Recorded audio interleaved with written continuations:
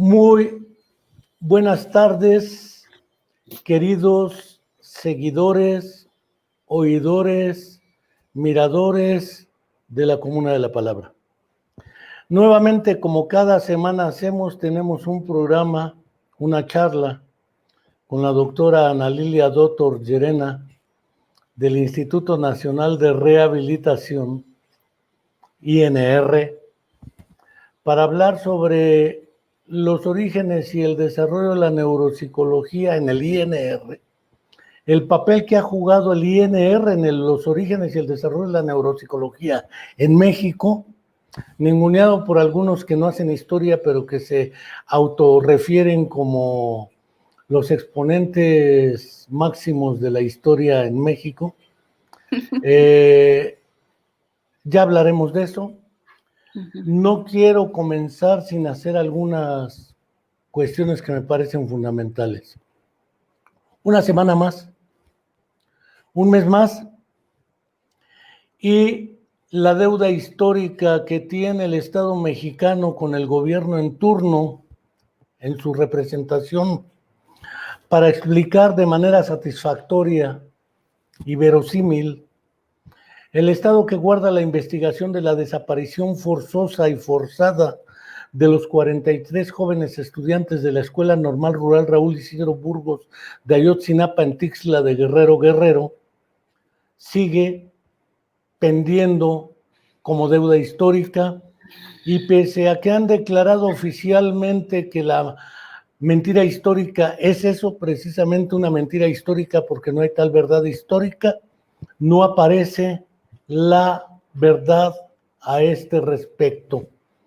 No quiero dejar de señalar que sigue la deuda y esperemos que el 2021 nos traiga una explicación verosímil sobre este crimen de Estado que no puede seguir impune como hasta ahora lo es. No quiero dejar de señalar que el 2021, año de la peste, ha sido el año para muchos muy dramático, porque era una situación que nadie esperaba, ni así, ni ahora. Las epidemias nos pescan como al tigre de Santa Julia, desprevenidos, no sabemos si terminar, correr o qué hacer, y así nos pescó el COVID-19. Hoy por hoy tenemos altas tasas de morbimortalidad por dicha causa, de manera tal que uno de los problemas que han ocupado los primeros lugares epidemiológicos en mortalidad y morbilidad en México como en el mundo es el COVID.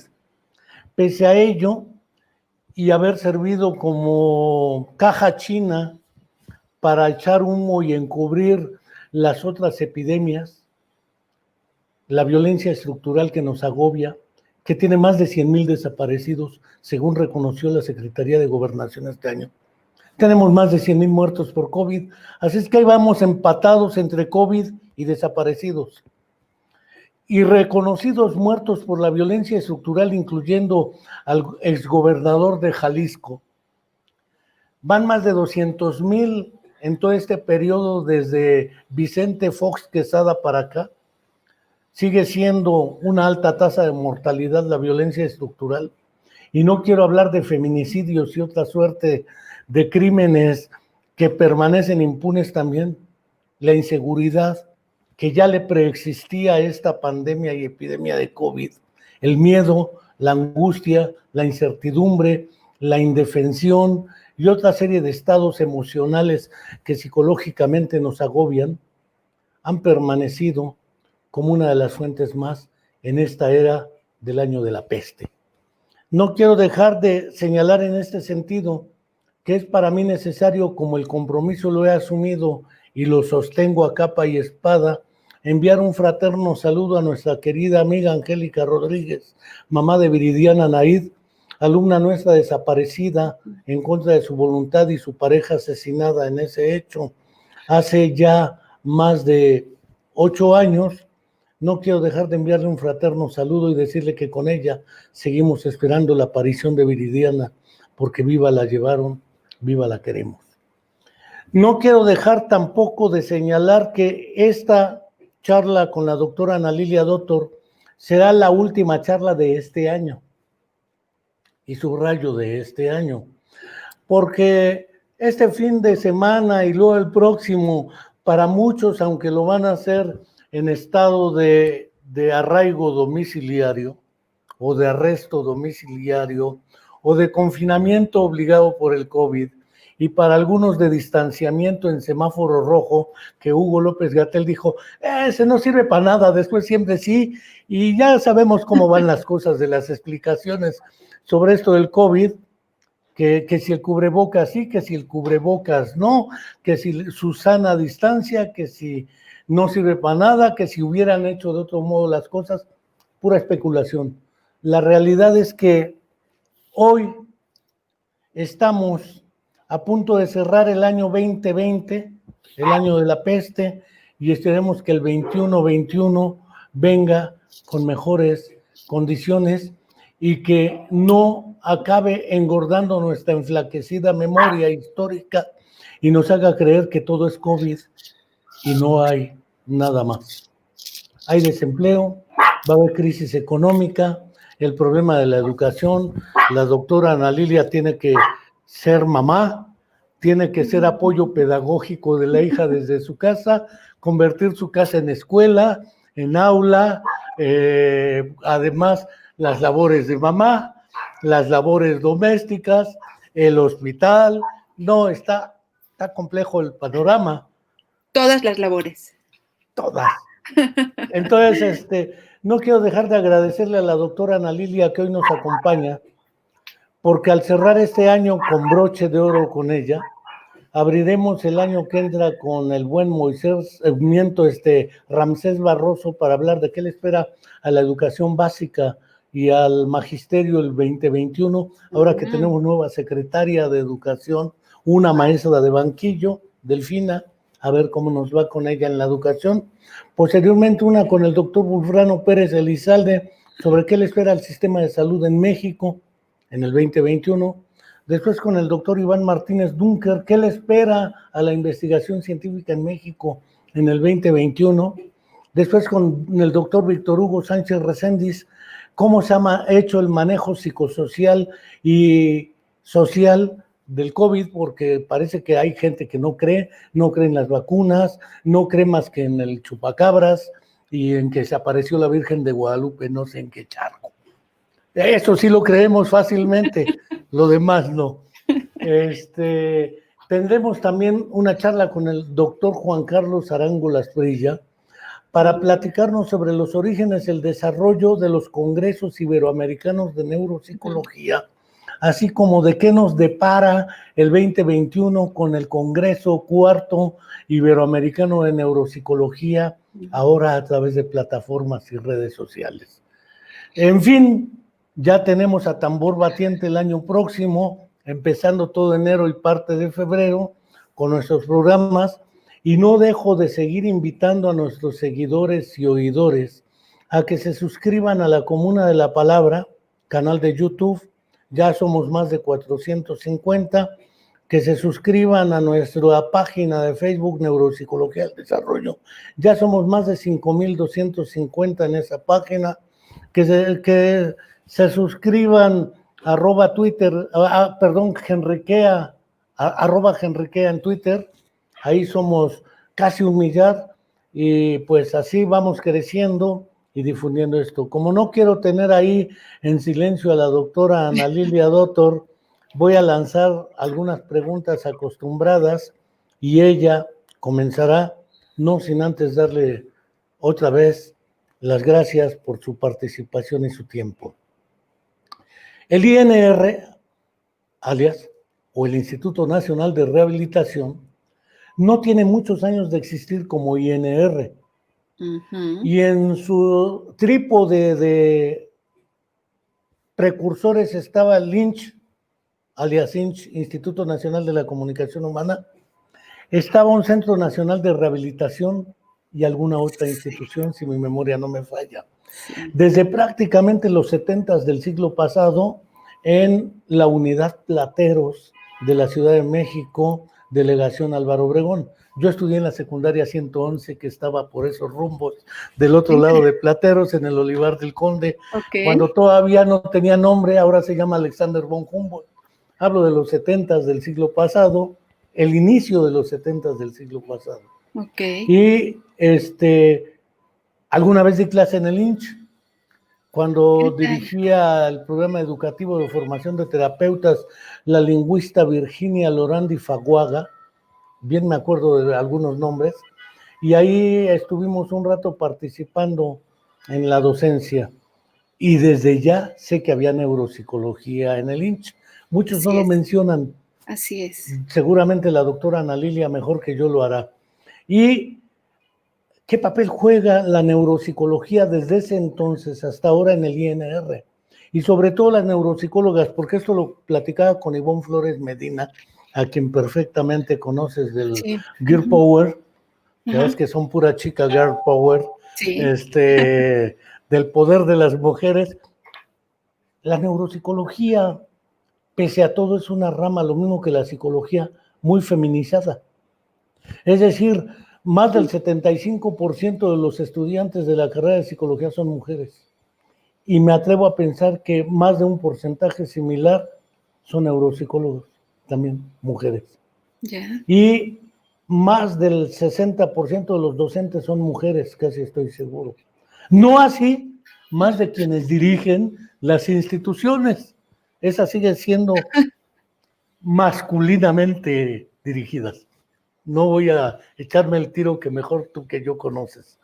Y desde luego, ¿cuál ha sido tu papel en esa historia? Porque tú llevas ahí y a veces no somos capaces de reconocer, más allá de las vacas sagradas y ciertas personas que dicen yo fui, yo mero, o yo mero, y parece que como humo ocultan lo que no se ve.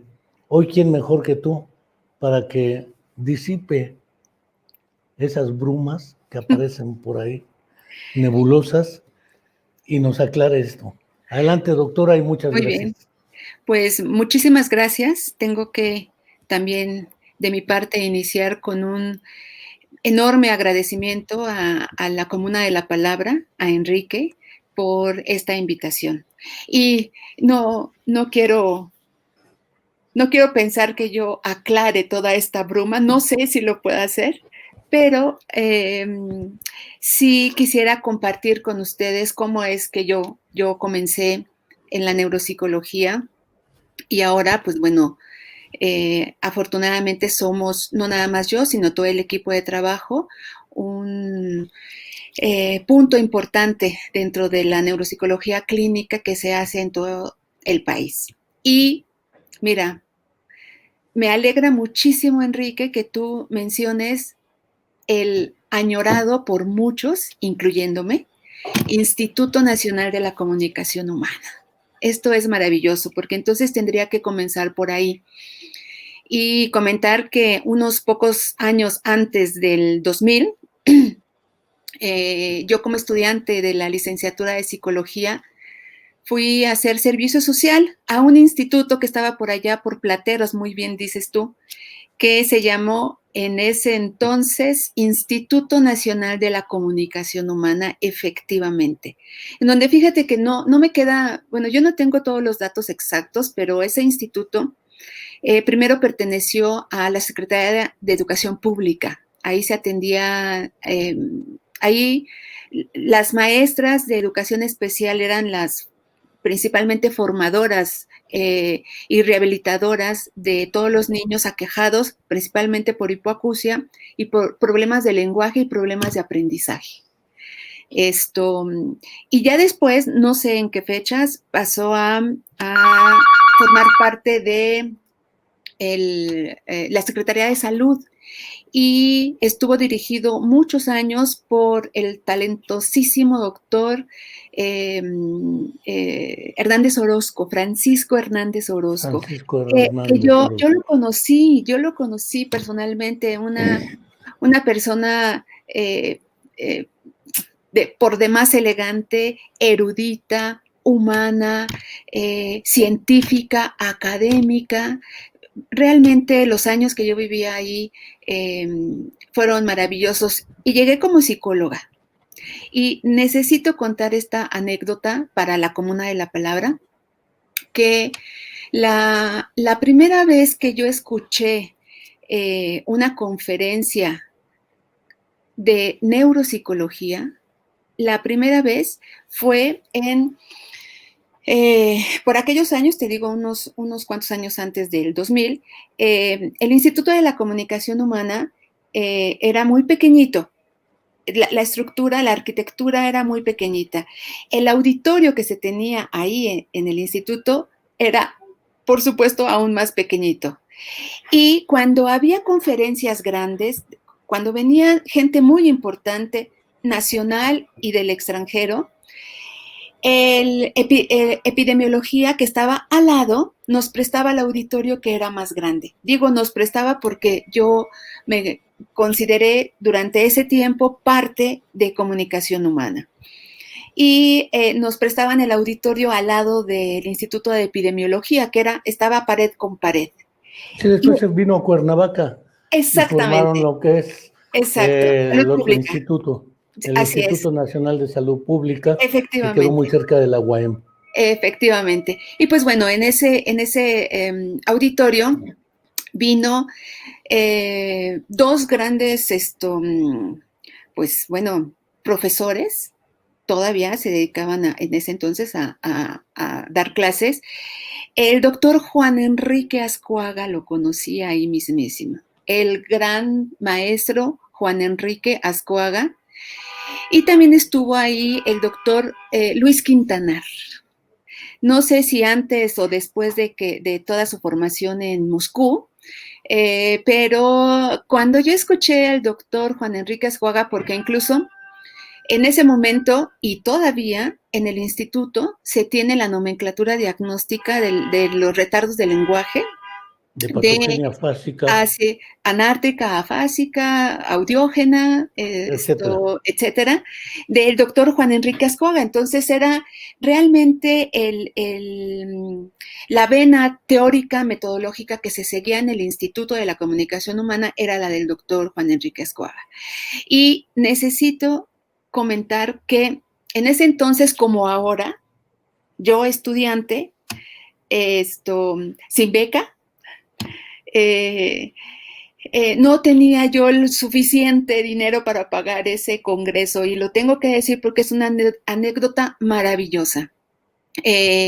Así como todos mis estudiantes de ahora que no pueden ir a pagar 1,800 pesos en un congreso que a Guadalajara, a Mérida, a Monterrey, estos estudiantes que nosotros vemos ahora que dicen, no, pues es que no me alcanza o necesito juntarme con otros para poder ir en esas mismas circunstancias que no han cambiado, solamente cambian los personajes, yo me encontraba. Y yo quería es ver al doctor Juan Enrique Azcóaga y quien se dedicaba, quien tenía la batuta de la neuropsicología del instituto en aquel momento, era el doctor José de Jesús Chávez Briceño. Él fue el que comenzó con esta sabiduría también que le caracterizaba, esta curiosidad científica que él le daba mucho camino a la neuropsicología clínica. Él me permitió entrar a ese congreso, a escuchar al doctor Enrique Azcóaga y por supuesto que yo dije, lo que ese señor está diciendo es lo que yo quiero hacer a partir de ahora. Y después vino el doctor Luis Quintanar y por supuesto confirmó el que era necesaria una formación neuropsicológica en mí para poder entonces establecer todos estos procesos de evaluación y de rehabilitación que yo hacía de una manera puramente psicológica en el instituto.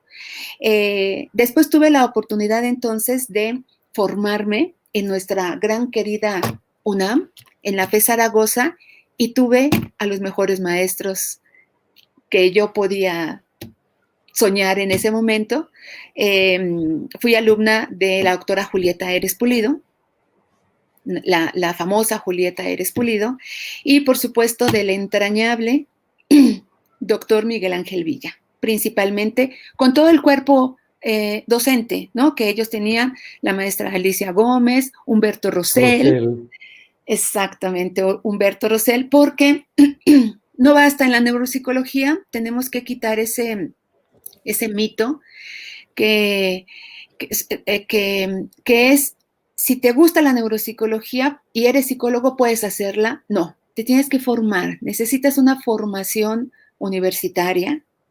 Y pues bueno, yo la tuve en la FE Zaragoza y después la confirmé y yéndome al extranjero tuve una estancia bastante larga, muy prolongada y maravillosa en el Instituto de Neurología de La Habana, en donde entonces tuve toda la oportunidad de hacer clínica. Estuve efectivamente ahí. Ahí también tuve la oportunidad de conocer a la querida María Luisa Bringas. Probablemente a Luis Oliva Ruiz. Efectivamente, Luis Oliva, a Luis Oliva. Mira, te diré que fueron pocas las oportunidades que pude estar con bueno, frente a frente, pero yo tuve un maestro, el profesor Clemente Trujillo, quien tenía mucha relación con Luis Oliva. Incluso tengo una gran reliquia de un libro que me regaló, la historia de los procesos psicológicos superiores, en donde exactamente, que después pasó a Pueblo y Educación, y el prólogo, un prólogo maravilloso, casi como hacerlo de capítulo, exactamente, Luis Oliva, está en mi poder, lo tengo aquí en mi biblioteca privada.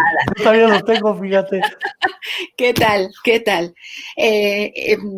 Bueno, entonces, a ver, quise comenzar con esto porque efectivamente en el instituto, cuando yo llegué como psicóloga, ya se tenía una gran formación, ya se tenía.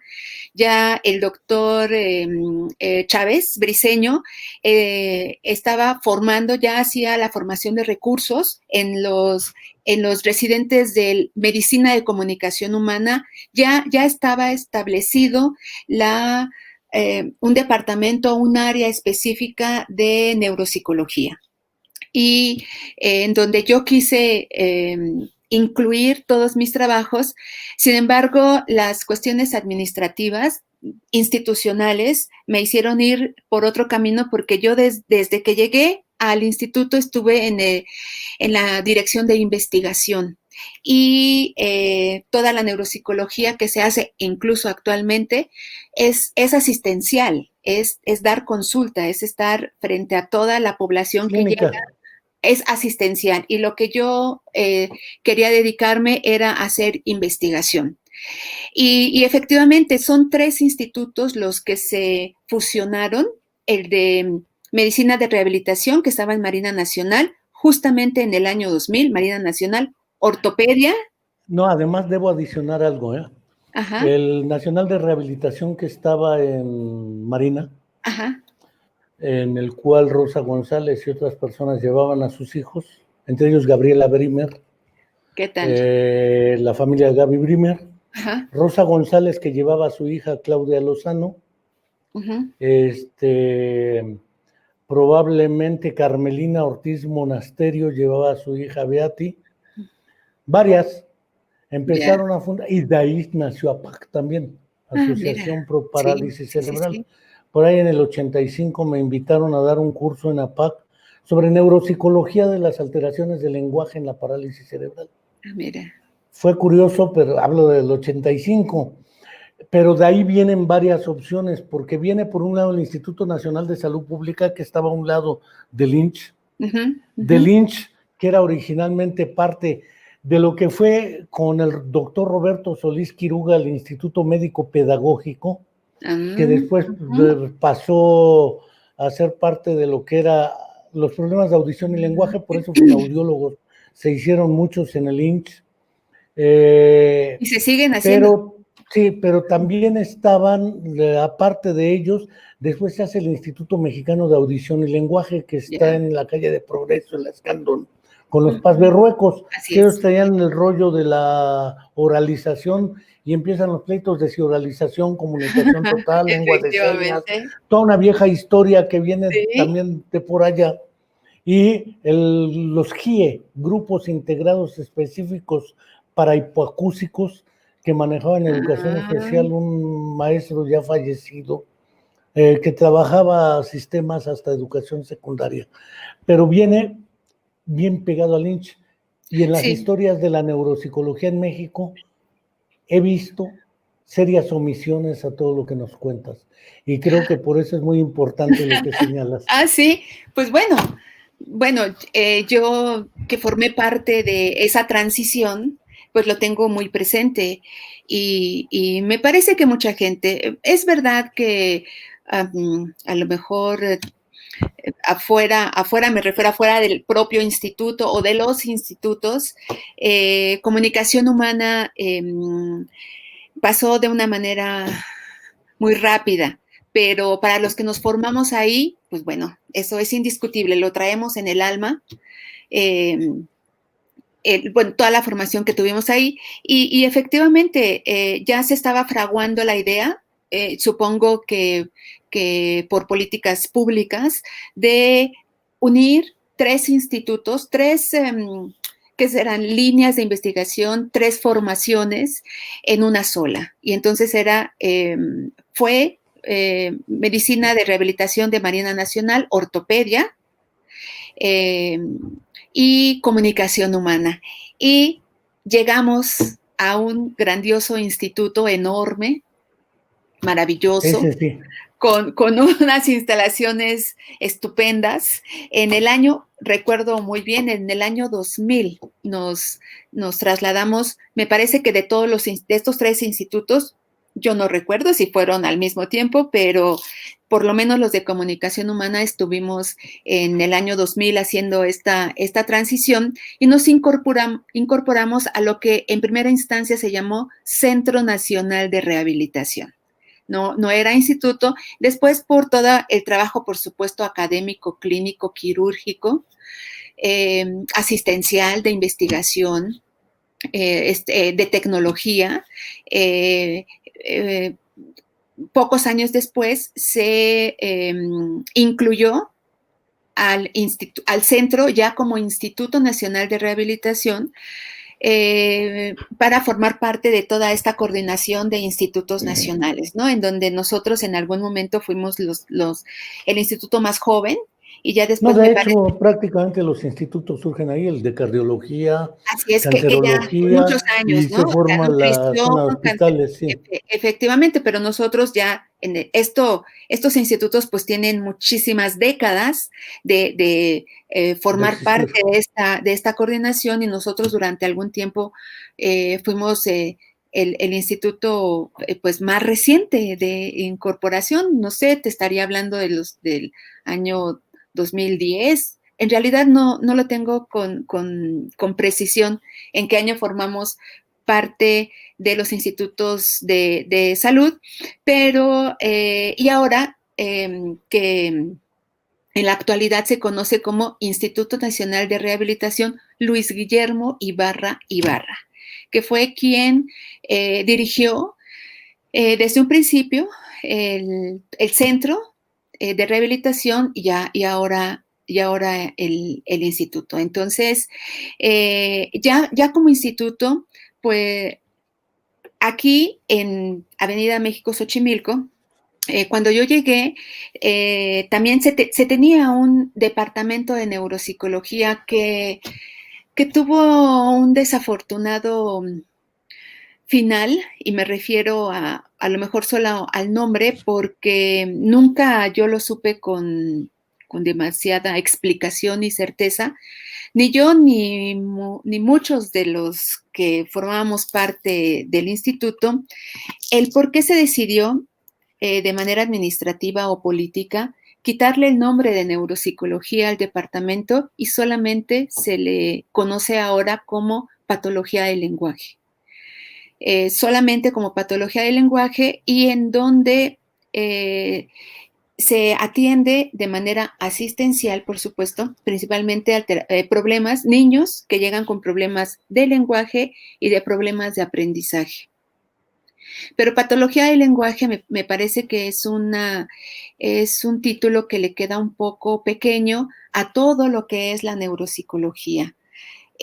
Por lo que yo en el área de investigación ahí sí puedo decir que fui la primera neuropsicóloga formada en una universidad que se incorporó a un equipo de lo que antes se llamaba sociomédica, que ahora es neurociencias clínicas. Pero sí fue la primera que no estudiaba ratas, que no estudiaba cuyos, que no estudiaba borregos, que no estudiaba conejos, sino yo lo que hacía era ver personas, ¿verdad? Ver personas aquejadas por las consecuencias o las secuelas de una lesión cerebral. Cualquier tipo de lesión cerebral, yo llegué ahí a atender a traumatismos craneoencefálicos y principalmente enfermedad cerebrovascular. Aunque también llegaban niños con problemas de aprendizaje, ¿no? Pero a investigación, no al área asistencial. Que pese a la integridad... Obviamente no llegaban maestros con problemas de enseñanza, solamente los niños, porque no se pueden defender. Exactamente, eran a los únicos que podían llevar, ¿verdad? No nos llevaban a los maestros. Y mira, qué bueno que lo dices de una manera muy diplomática, pero yo en mis clases con todos mis alumnos, cuando me dicen, bueno, y no sé qué tengo este niño, no sé qué es lo que tiene, o ya le apliqué todos los instrumentos y no logro obtener una hipótesis diagnóstica, siempre a todos mis alumnos les enseño, el derecho de la duda lo tiene el niño. Siempre habría que estudiar primero la manera que le están enseñando. Este acercamiento, esta pedagogía, cómo le están enseñando, y también de ahí podemos partir hacia una evaluación neuropsicológica, pero en fin, la idea que quiero terminar contigo ahora es que en investigación me llegaban de todo, y mi trabajo era que todas esas personas que llegaban y que era muy distinta su atención, tenía que hacer un protocolo de investigación. Todo eso, niños con problemas de aprendizaje, traumatismos craneoencefálicos, afasias, síndromes frontales, disejecutivos, algunos pacientes con síndromes apráxicos, todo eso.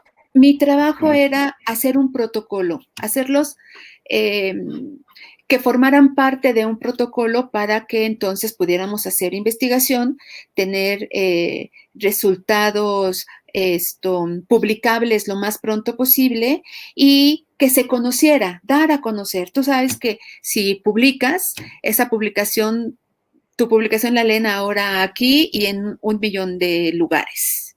Esta posibilidad de escribir la clínica, tu clínica diaria, hacer el protocolo, escribirla y lanzarla al mundo fue lo que me dio vista a muchas universidades, a muchos centros de rehabilitación de Latinoamérica e incluso de Europa, porque me atrevo a pensar que España y México tiene ahí un vínculo también en cuestión de la rehabilitación y el diagnóstico, evaluación neuropsicológica muy estrecho. Y tuve esta relación principalmente con el doctor Jordi Peña, con Joan Guardia, por ejemplo, también, que incluso han venido a los cursos que yo de manera binaria, clásicamente ya se hacen en el instituto. Pero a lo que voy es a que así comenzamos, el que poder aceptar a todos los pacientes que requerían de ya sea de un diagnóstico, de una evaluación o de rehabilitación neuropsicológica y que llegaban al área de investigación, yo tenía que meterlos en un protocolo. Lo que se hace en el área de asistencia, incluso también ahí, ya posteriormente, ya tiene muchísimo tiempo también, pero llegó un neuropsicólogo también de mi misma alma mater, de la FE Zaragoza, el neuropsicólogo ahora cuasi doctor, no sé si ya terminó su doctorado, pero estaba en eso la última vez que lo vi, el maestro Martín Pérez Mendoza, también de formación neuropsicólogo, y él está en el servicio de patología del lenguaje haciendo esta asistencia, la consulta diaria, y también inquieto en hacer investigación, por lo que ahora está en el doctorado de lingüística, me parece que en Puebla. Y dime. Una preguntita nada más. Hasta Sí. ahorita toda la narrativa que has expresado me recupera dos ideas. La primera es que prácticamente todo esto viene de la psicología. Y desde un principio, tanto Luria como la gente con la que te formaste en La Habana han sostenido que la neuropsicología es una rama del conocimiento psicológico. Sí. Y ahora pomposamente la mayoría de las publicaciones dicen una rama de las desbalagadas neurociencias.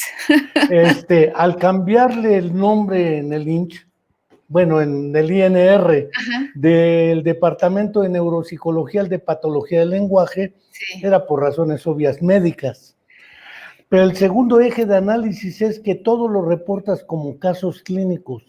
Y el caso clínico tan despreciado en los congresos, donde ahora te piden diseños del corte, diseño de investigación, metodología, hipótesis, datos y etcétera, se ha perdido ese carácter esencialmente humano y humanista de una disciplina como es la neuropsicología, que trabaja con seres humanos y que no podemos olvidar en la terminología de síndromes, trastornos, alteraciones, patologías, al ser humano concreto, que en una historia de vida o estudio de caso, sí, lo planteas, y creo que es lo que has trabajado.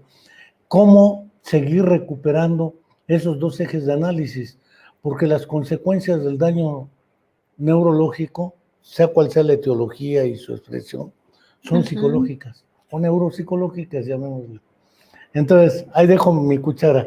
Sí, sí, mira, no tendríamos que olvidar que la psicología y la neuropsicología comparten muchas técnicas, comparten el mundo de la psicología y el de la neuropsicología.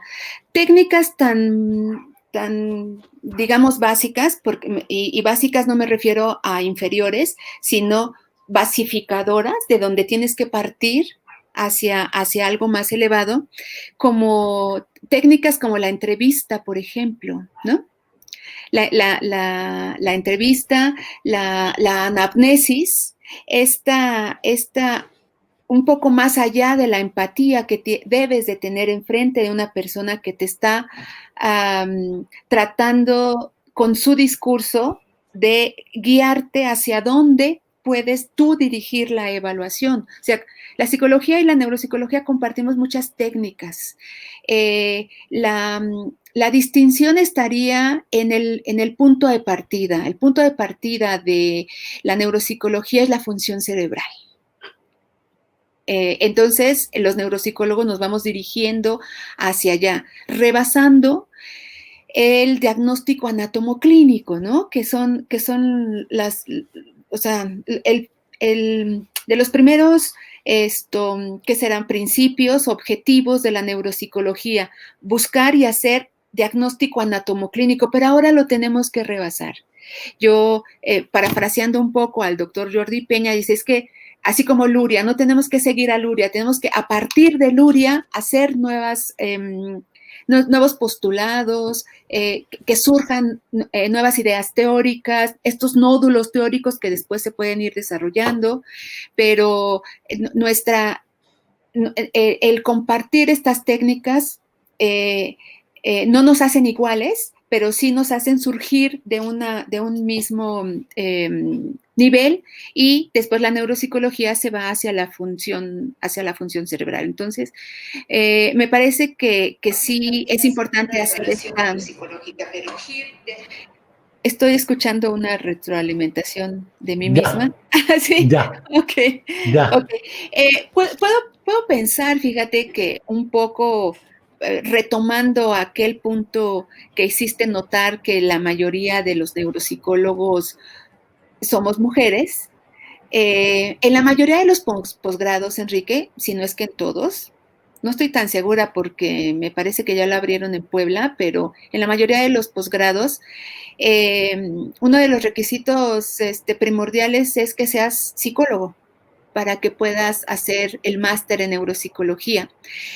En mi generación sí hubo acompañamiento de médicos. Yo tuve compañeros médicos haciendo el máster de neuropsicología, pero la gran mayoría de los estudiantes que se dirigen hacia la neuropsicología vienen de la carrera de psicología, y tú sabes que de manera tradicional las facultades de psicología están más llenas de féminas que de varones. Y entonces también por ahí podemos pensar que por cuestión de canasta estadística básica, las mujeres somos estamos presentes más en los másters de neuropsicología que los varones, ¿no? Entonces, bien, siguiendo con los aportes de la neuropsicología ahora en el Instituto Nacional de Rehabilitación, en el área de investigación, ya hay un sólido departamento de neurociencias liderado por el doctor Paul Carrillo Mora, neurólogo, y que esto es maravilloso cuando te encuentras a alguien de las ciencias médicas, formación médico, son pocos, ¿eh? Son pocos, brillantes, estos pocos son brillantes, pero que voltean, que se esperan un poco y voltean hacia la cognición, ¿verdad? Consideran, por supuesto, las ciencias neurológicas importantes, porque es su formación, como en el caso del doctor Jordi Peña, como el caso incluso del doctor Paul Carrillo, pero que también toman mucha importancia a la cognición de este paciente aquejado, este paciente con una enfermedad cerebrovascular, por ejemplo. Sí hay que rehabilitarlo sensorialmente, el aspecto motor, pero la cognición hacen un cierre y se lo dejan al rehabilitador o al neuropsicólogo. Esta idea de que los neurólogos formen parte del equipo y que nosotros formemos parte del equipo de neurología es maravilloso, y en el instituto lo contamos. Ya hay un departamento específico de neurociencias en donde, pues bueno, yo desde un principio formé parte. Sigo diciendo que era hasta ahora, hasta antes de la pandemia, era la única neuropsicóloga en neurociencias clínicas. Y te digo que era la única porque ya tenemos la incursión de neuropsicólogos nuevos.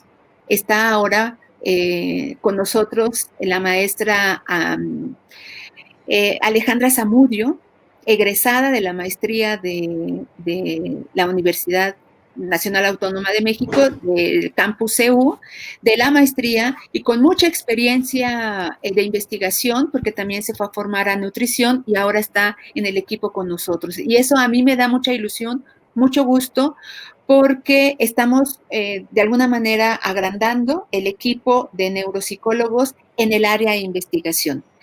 Y también necesito mencionar en toda esta línea histórica, digamos, muy escueta que estoy haciendo, a la participación de nuestra maravillosa doctora Blanca Flores. La doctora Blanca Flores, que también le ha dado paso, le ha dado voz, le ha dado lugar a la neuropsicología asistencial y la neuropsicología que se hace en la dirección de investigación. Ella, neurofisióloga, hizo mancuerna académica muy buena con el doctor Flores, Teodoro Flores, y ellos empezaron también a escribir ambos, pero ahora ya más la doctora Flores, empezaron a escribir, a publicar, a investigar sobre la neuropsicología relacionada con la actividad eléctrica.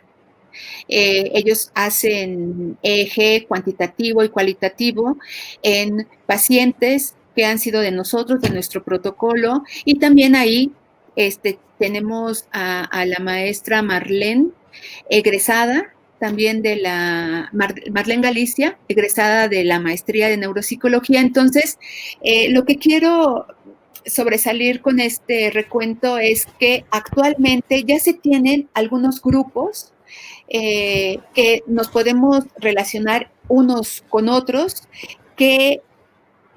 en donde hacemos principalmente evaluaciones, llegamos al diagnóstico y construimos programas de rehabilitación para los distintos tipos de afecciones neurológicas o secuelas neurológicas, quirúrgicas que nos llegan de otros hospitales, porque nosotros no atendemos a pacientes agudos. Nosotros ya vemos pacientes crónicos, ya los que quedaron con las secuelas, ya los que quedaron afásicos, los que quedaron con un síndrome frontal, los que quedaron con las secuelas cognitivas en dependencia de su lesión cerebral, y empezamos a rehabilitarlos con los programas de todos estos grupos interdisciplinarios. Además de hacer toda esta intervención directa con el paciente, pues el área de neurociencias de investigación es una sede clínica de la maestría de neuropsicología de la UNAM. Entonces, también estamos muy dirigidos a la formación de recursos humanos. Tenemos nosotros la formación clínica de los estudiantes de las maestrías. Tenemos, a mí me llegan, por ejemplo, en invierno científico, lo que le llamamos nosotros invierno científico, de la Universidad de Guadalajara, con la doctora Teresita Villaseñor, nos manda a sus alumnos para que tengan esta formación clínica y de investigación con nosotros. Y de manera constante, permanente, esto es anual con la Universidad de Guadalajara, pero de manera constante, permanente, nosotros tenemos asignados estudiantes de la maestría de neuropsicología que hacemos seminarios teóricos para que no se pierda esta capacidad de seguirnos formando y además ver pacientes. Entonces, la formación de recursos humanos también para nosotros es muy importante y la hacemos ahí en investigación. Y el tercer punto también muy importante que tengo que resaltar es la docencia. Muchos de los integrantes del grupo de neurociencias clínicas, como la maestra Alejandra Zamudio, el doctor Paul Carrillo, incluso Martín Mendoza, que está en asistencia, yo, nos dedicamos a la docencia. Qué importante es la docencia para este tiempo de inmediatez, ¿no? Que los alumnos tienen inmediato todo la información académica de manera inmediata, pero qué tan necesario es, y yo lo veo así, el que tú formes parte, o sea, un profesor forme parte de esta, pues de esta formación de los próximos neuropsicólogos. Entonces, en el instituto hay 4 licenciaturas, se forman a nivel de pregrado 4 licenciaturas. Está la licenciatura de Comunicación Humana,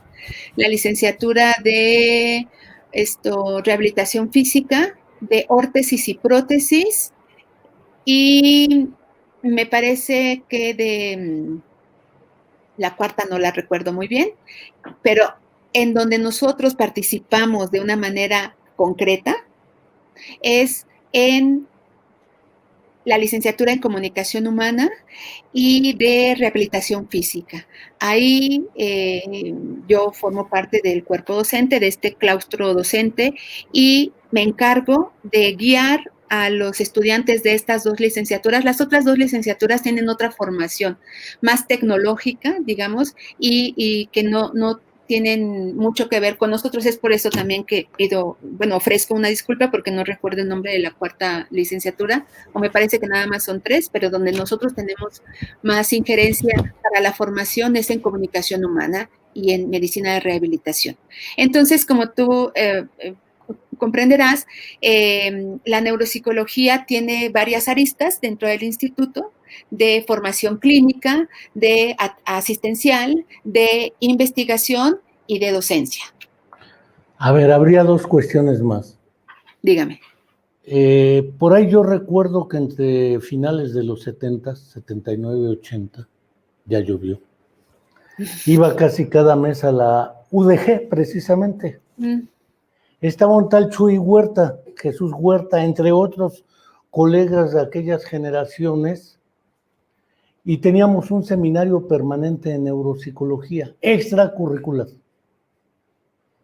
Me tocaba ir como parte del equipo de coordinación, casi un año lo tuvimos. Estaba un tal Rubén Rodríguez Rossi, experto en Vygotsky, argentino. Mira. Estaba, ahorita me acuerdo de otros, pero no recuerdo una institución que sistemáticamente cada año organice cursos, talleres, seminarios dedicados a la neuropsicología, que no sean los que tú diriges en el Instituto Nacional de Rehabilitación, y creo que merecen ser referidos y resaltados. Una segunda cuestión, si todo lo que refieres viene prácticamente desde los 80s en el INCH, primero, y después en el INR, ¿por qué nuestros historiadores de la neuropsicología ubican, según tu opinión, en la UNAM, sea la primer maestría, la FES Zaragoza, o en la Facultad de Psicología de Ciudad Universitaria, con la doctora Fegui, estaba Enriqueta Canseco, si mi memoria no me falla, nuestra querida colega de San Luis Potosí también se aparecía por ahí en esas generaciones, ¿sí? Estaba probablemente Sergio Meneses, estaba Luis Quintanar del Círculo Pavloviano de Psicología, Felipe Cruz Pérez, que también se fue a Moscú. Es decir, esta historia parece ser que está vedada u oculta detrás, y el papel que han jugado ustedes en esta serie de eventos, estuvo Arango, estuvo algún colega cubano también por ahí, han estado varios, Rolando Santana, ha estado el propio colega español enorme que nunca pasa de la diapositiva 1 de Navarra, España. Javier Tirapu. Sí, Javier Tirapu Starros, has tenido a la propia Fegio Sdowski, a Jutina. Es decir, a Jutina. Entonces, me parece que es también de reconocer el trabajo de difusión, divulgación y formación de ese espíritu de búsqueda de neuropsicología a través del INR. Y el INR es el que más han ocultado. ¿Por qué? No te pido que te pelees con la gente, pero no, soy incapaz. Sí es de reconocer que, no, yo sé que tú eres incapaz de ello, no yo, pero tú sí. Por ahí te manda saludos una tal Fumanchu. ¿Tú sabes quién es Fumanchu? Sí. Carla Galindo, Víctor Patiño, Mechita Muñoz, Marta Delgado, saludos a todos. Jenny Kastulovic, etcétera. Muy bien. Y creo que vale la pena recuperar esto de los cursos. Este año, Sí. el año de la peste, la puerca peste, nos paró el que ya tenías organizado.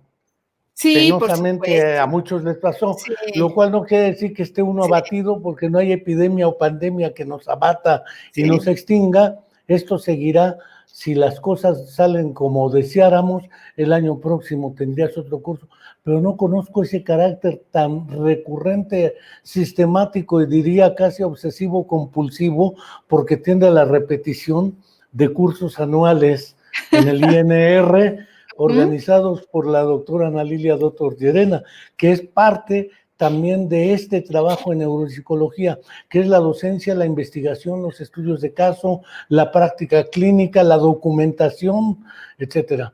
¿Qué Sí, hay con estos cursos, seminarios y sí, demás? cómo no. Sí, mira, ay, conforme te iba escuchando, me surgían muchísimos temas que bien valdría la pena desarrollarlos con más soltura, a lo mejor para otras entrevistas y no te estoy pidiendo más entrevistas, pero sí un poco ¿Cómo de, no? de, ¿Cómo de- de no? más tiempo. Pero mira, eh, haya estado oculto el instituto o toda esta historia en donde debo resaltar que me pueden estar faltando muchas cosas. Es solamente lo que se me viene ahora a la cabeza de lo que yo viví y que seguramente hace falta mucha más precisión, pero digamos son puntos referenciales. De que haya estado o esté escondido, no lo sé. No lo sé y ya desde hace mucho tiempo yo no me quiero dedicar a pensar quién quién dice la verdad y quién dice mentira y quién fue el primero y quién fue el segundo. Lo que yo creo que a mí personalmente me ha permitido tener proyección porque tengo que reconocer y no sin sentirme un poco ruborizada, el que Ana Lilia Dottor es un referente para el Instituto Nacional de Rehabilitación o viceversa. Y eso es porque dejé de mirar todos estos egos profesionales que hay, no nada más aquí, sino en todas partes, y me dediqué a proyectar la neuropsicología. Y una de esas proyecciones, además de todas las que ya te he dicho, de la formación docente, de la práctica clínica, de que el instituto y más mi departamento sea sede clínica de las maestrías, que recibamos de otras universidades, que hagamos docencia, que hagamos investigación, que hagamos asistencia. También me tuve mucha curiosidad de juntar a grandes especialistas de la neuropsicología ya reconocidos. Yo estaba apenas en el camino, pero eran ya reconocidos como todos los que has mencionado. El doctor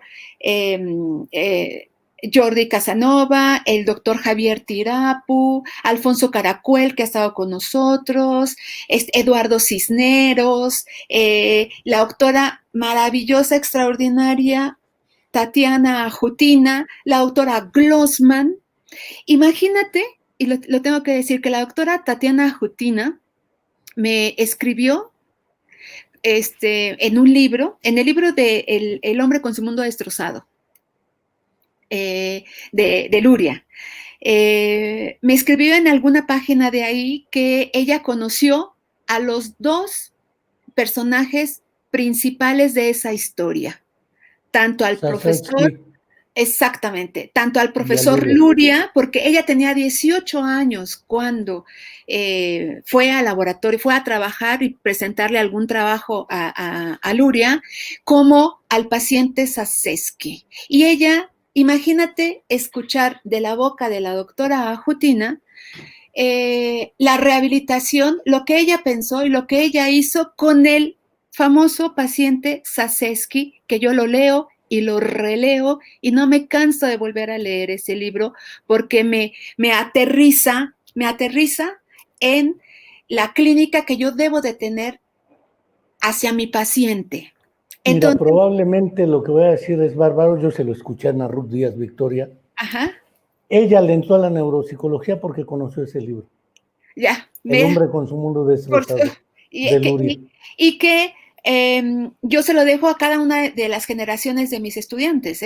Todos mis estudiantes han leído ese libro y ahora incorporo yo creo que es el Oliver Sacks contemporáneo, el doctor Henry March, que también tiene libros con esta mezcla perfecta entre ciencia, cultura, Jesús Ramírez Bermúdez es genial en eso.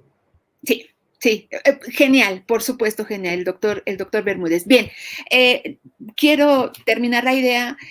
Que entonces no sé quién trate de ocultar la historia o trate de resaltar en la historia.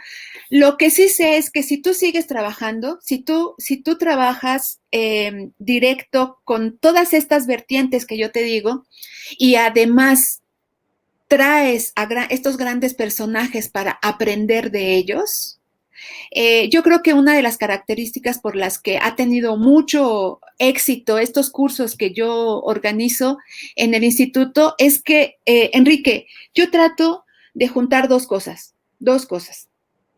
Ya, con estas dos cosas es suficiente. Uno, un sólido programa académico, científico. Gente que está publicando, que está escribiendo, que está trabajando con pacientes, haciendo investigación o clínica. Y otro, ponerlo accesible a todo el mundo. Todo el mundo. Todo el mundo que me pide beca, todo el mundo se lo doy. Todo el mundo que me dice, no tengo para pagar. Y yo me acuerdo cuando no tenía para pagar con el doctor Juan Enrique Ascuaga, mucha gente tiene oportunidad de ir a esos cursos con becas o sin inscribirse, pueden asistir al auditorio. Entonces, cuando tú bajas a todas estas grandes personas, grandes autores, grandes clínicos, para que tengan contacto con tus estudiantes, con los estudiantes de todas las universidades, con los que quieren ingresar a la neuropsicología, con los que quieren consolidar conocimientos de neuropsicología, se da una bomba exitosa. Y es lo que afortunadamente nosotros hemos tenido a lo largo de... empezamos a dar los cursos en el año 2006. 2006 comencé con estos cursos. Lo único que nos paró fue la pandemia. Fue lo único que... Llevas 15 años haciendo esto. Sí, lo comenzamos. Fíjate, si tú me permites terminar con aquella experiencia que tuve inicial con el doctor Juan Enrique Ascuaga. Después tuve toda esta formación, hice la maestría, el doctorado en la UAM Xochimilco, en la Coordinación de Ciencias Médicas de Salud. Ahí tuve la oportunidad cuando regresé de Cuba, me hice mis estudios de doctorado en la universidad. Ya después que yo tenía esta sólida ya formación académica y que quise hacer los cursos de neuropsicología en el instituto, al primero que invité fue al doctor Juan Enrique Ascuaga, al primero que invité.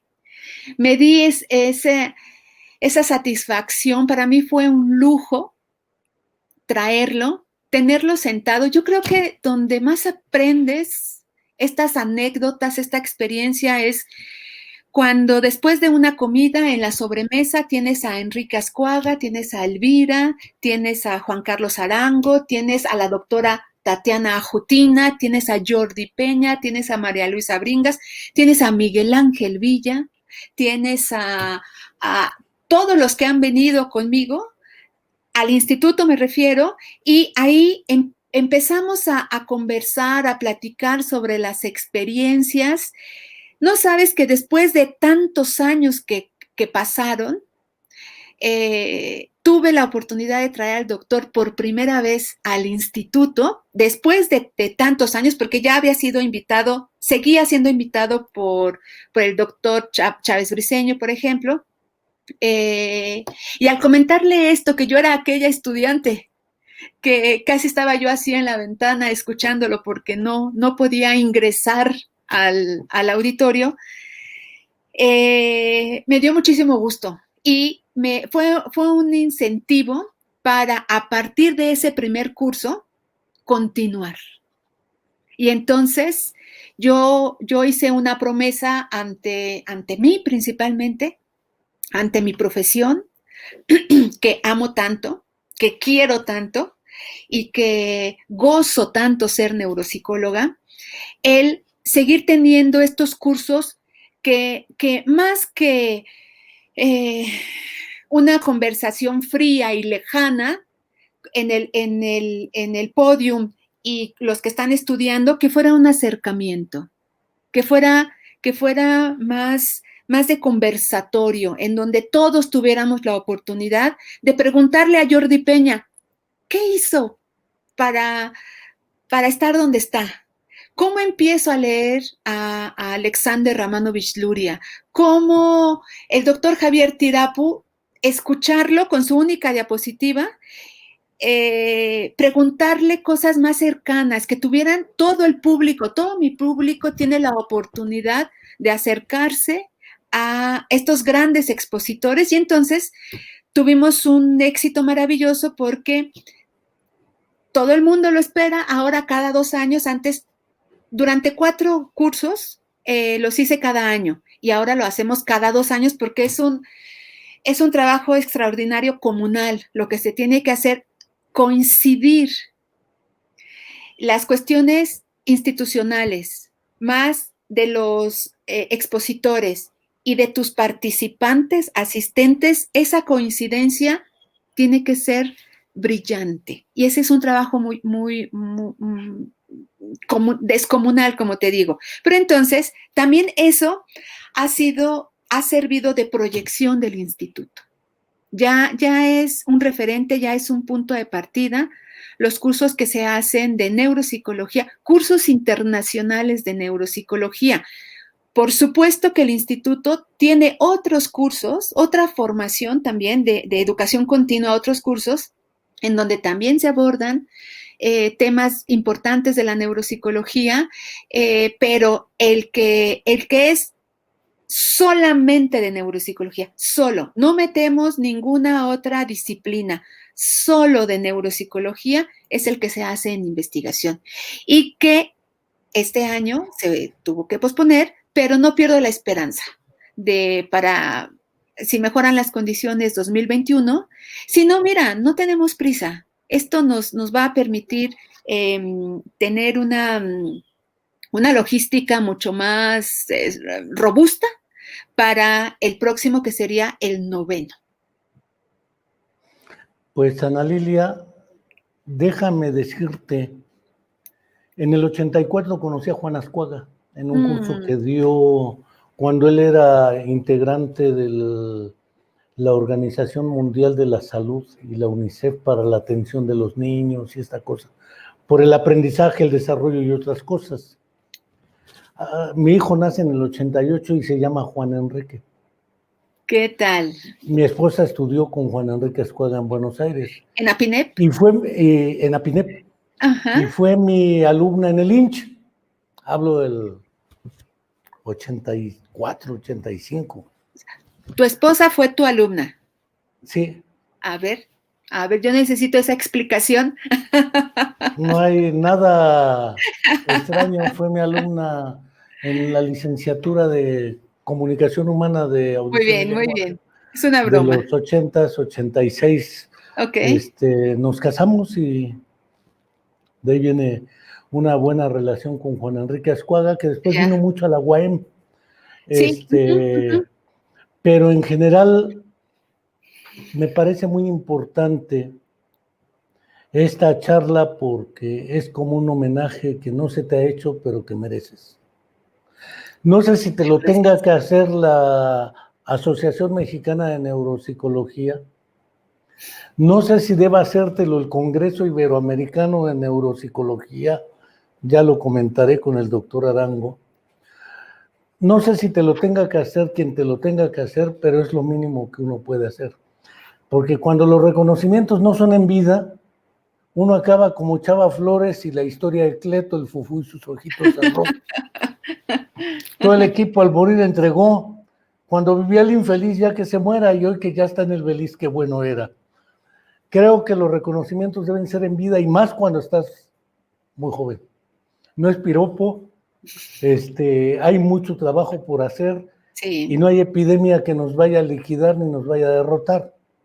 ninguna. Sé que, como dice Fumanchu, alias Carla Galindo, a ti se debe que ella le haya gustado la neuropsicología. Mira, No creo que sea la única que lo afirme, debe haber más.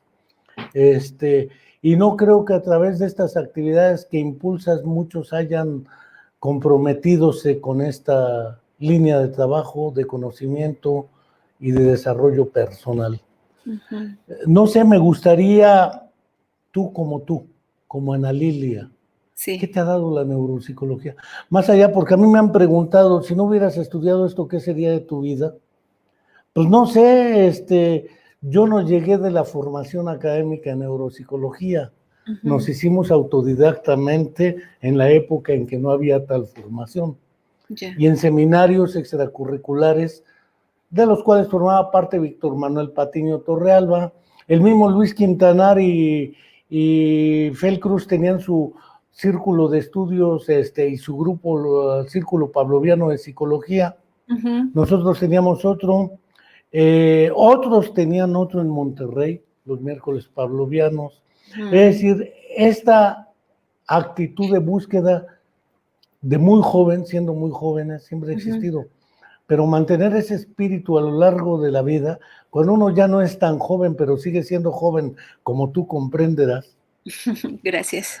¿Cómo puedes invitar a más jóvenes y jóvenes que se acerquen a la neuropsicología? Porque te ha dado mucho, le has dado mucho, y llegó en un momento en el cual humanamente te hiciste con el hombre con su mundo destrozado, naturalmente con la mente de un mnemónico o uh-huh. Una breve historia sobre una gran memoria. Así también es. de Luria, sí. A lo que denomina neuropsicología romántica. Sí. Y creo que gracias a Juan Ascuaga conocí el hombre que confundió a su mujer con un sombrero, todavía como artículo científico, porque todavía no estaba el libro, que aparece después en una primera edición catalana en Muchinik, después se reedita por otras versiones, una traducción curiosamente, El hombre mirando hacia atrás, que es una traducción de Jordi Peña, que se ha dedicado a traducir.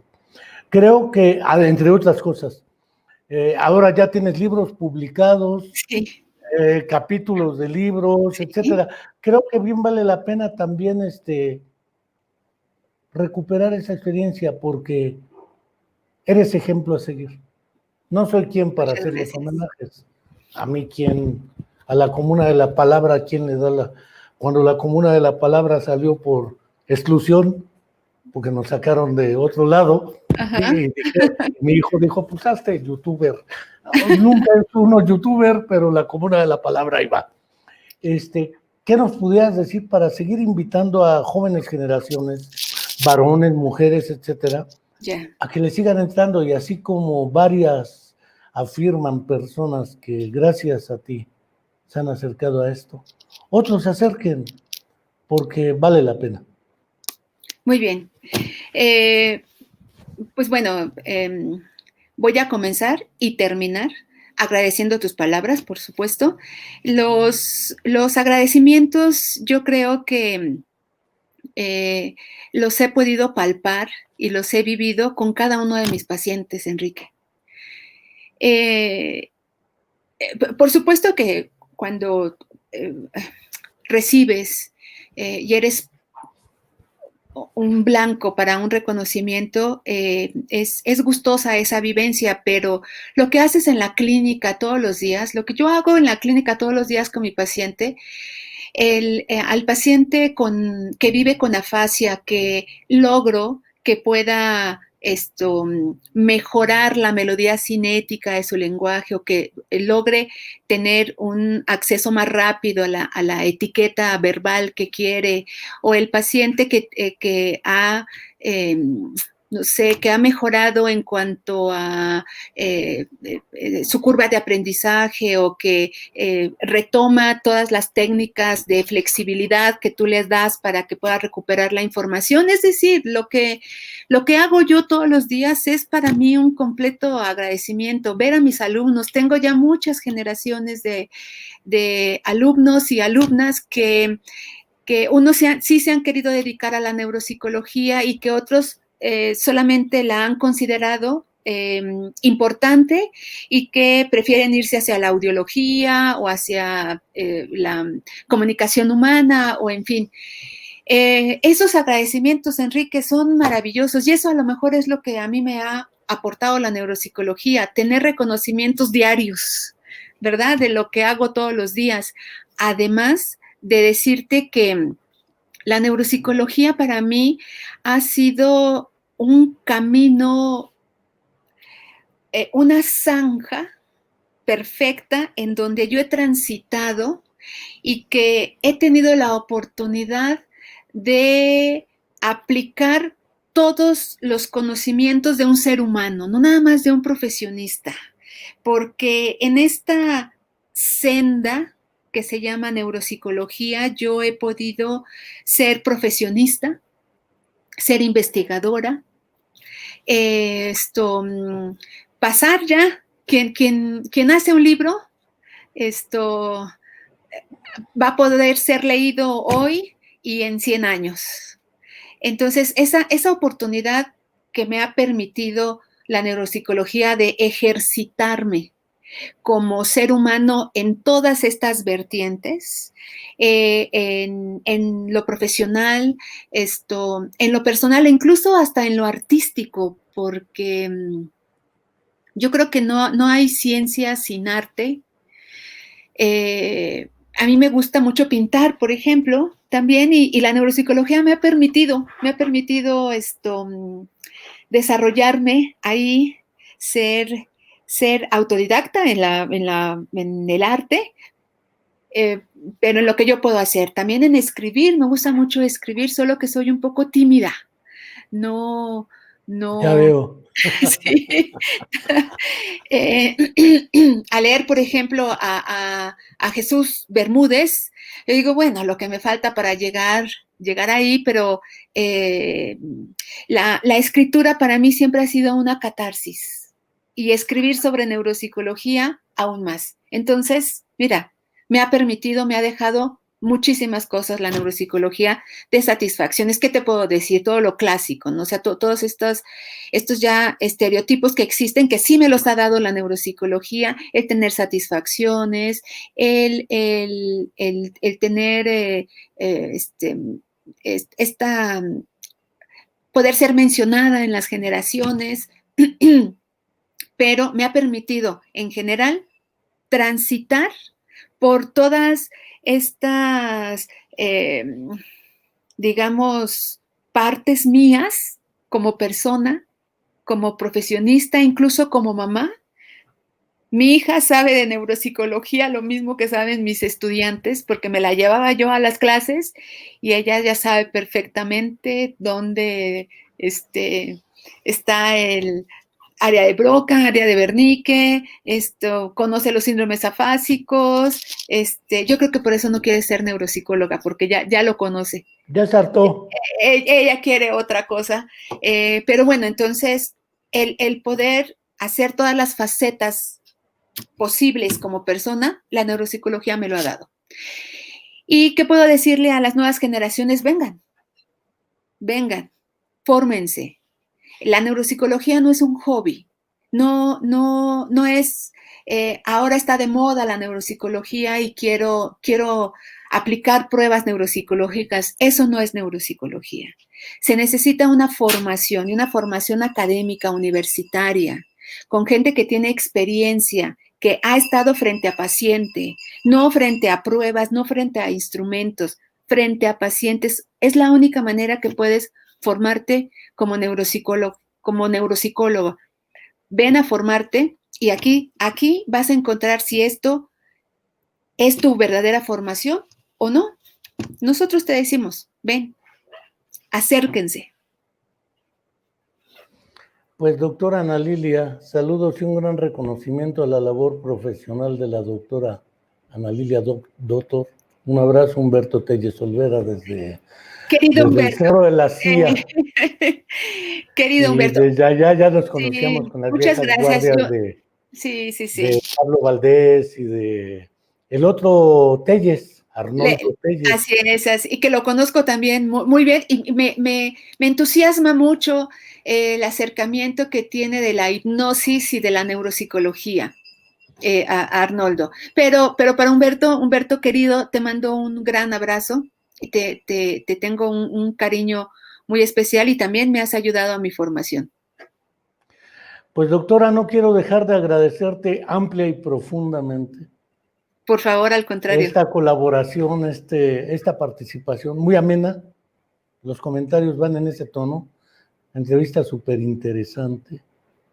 Saludos desde Chilapa, Mira. de varios lados, Monterrey, Rufino Valle en Guerrero, Ajá. varios nos están viendo. Ajá. No quiero dejar de sostener que nos seguiremos viendo en este camino. Sí. Y pues adelante, esperemos que el año que entra tengamos otro evento organizado por ustedes. Ojalá. Y adelante. Ojalá. Yo espero que así sea. La agradecida soy yo, Enrique. Yo también a ti te tengo un aprecio especial. Al escuchar tu historia de vida, que ya vi, un documental que por ahí salió hace un tiempo. Desde tu historia de vida, tu historia profesional, tu historia académica, tu historia activista y tu historia youtubera actual, eres extraordinario, y también un referente para todas las generaciones. Bueno, en el estado de Morelos, todos los que han sido psicólogos han tenido que pasar por tus pupitres.